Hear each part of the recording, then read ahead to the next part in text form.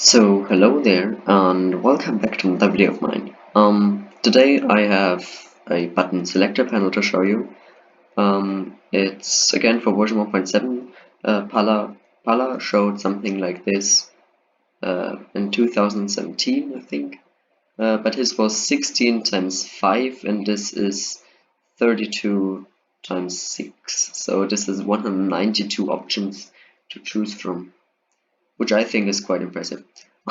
And yeah, how does this work? So you press two buttons corresponding to the X and Y coordinate. Let's call it that. So this is X and that is Y. And then you can choose what lamp will be on. As you can see, it only turns on that lamp. Takes a little bit of a takes not very long, but it takes a little bit, and it will extend this or light up this lamp. So how does this work? It's actually rather quite simple. My bats are doing weird things. Hello. This guy is just not having wings. Okay, it is weird. Weird. Minecraft 1.7. Okay, so let's look at this. We have a lot of dust. This is dust full redstone. I hope you're all happy. But it doesn't really make any difference because the main problem is all of the piston stuff anyways. And we don't have that many that much signal strength anyways.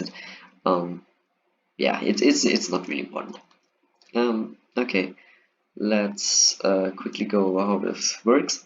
So I'm controlling each lamp individually via redstone lines, even more redstone lines, some pistons here, torches, comparators here, and comparators from the bottom. And then down here I have something like this, and the interesting thing here is that if I go here, for example, and go here, actually, if I go here, then the thing is that this activator rail, for example, here is now turned on, which could be a problem, but it's not. It actually reduces the lag. Not really, but the player can't give an input to this lamp anymore, or to this column. It's just something to think about and to know, because my updating source here is just no longer available, but everything else works, so you can change it, and then you just can't use this button anymore. It doesn't do anything. So yeah, that is this button selector panel. You can do the Y coordinate from two sides, because if you're running around, might be stupid if you're over here, need to press this button and run all the way over there. No, you can then just press the button here and it will also work. We have 32 outputs at the back for the X coordinate and 6 for the Y coordinate here, which then can be used to somehow encode it into something or whatever. I haven't worked on that yet. I will probably ask, or I don't know. I'll see if anyone wants to help with this. So yeah, since we don't have observers, I am using some weird ways of getting this to work. I'm using a ROM. You could call it a ROM, but really ROM, it's something. Yeah, no, it's a RAM. I don't know. So we are definitely we're saving the information we have gotten from the buttons. We can also reset the entire system just by doing basically by giving this thing some power, and then the screen is reset, because no, it isn't. Okay, interesting. Wait, what? What? Oh, of course. You know, that is not what we will need to reset. We will need to give this guy some power, and then the screen wouldn't show anything anymore. Actually, after that we need to give this some power, and then the screen wouldn't show anything anymore. Oh man, this was such a fail now. And but the Y coordinate is still saved, so it's still in here. As you can see, it's still powered over there. And you'd only get that out of the way by powering this. So that will be the reset for the entire system. Then you need to give 2 inputs again to start it. Yeah, exactly. So yeah, I try to make it relatively fast and responsive. As you can see here, I used the dust to all the way over here. Then not have too much delay here. Although the side thing, I didn't want it to be wider than 2 on both sides, so it's only 36 wide in total. So yeah, that was kind of a limitation.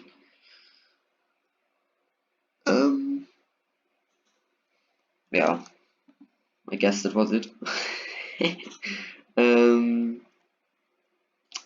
I used some clocks in here because if you power 2 of those next to each other, very short succession, then 2 of those lamps will light up, which is stupid.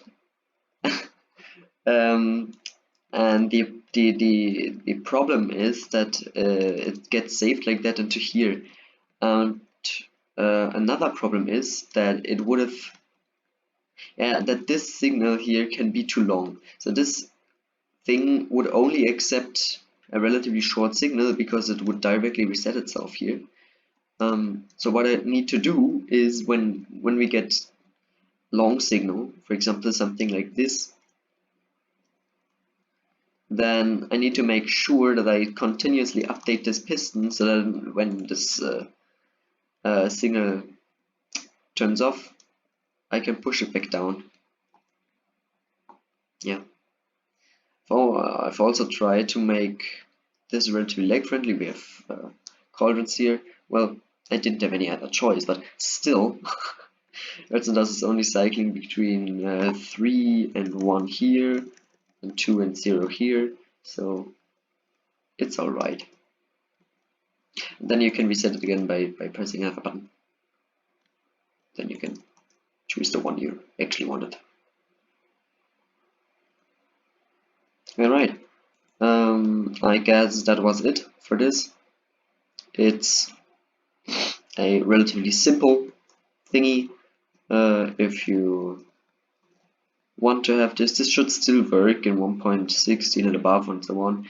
But I wouldn't use comparators here all the way. I just use them here to don't get as many light updates when stuff is getting turned on, because we're already getting so many from the lamps themselves. And having repeaters all here would be not too good for this. But yeah, alright. So thanks for watching, and see you next time.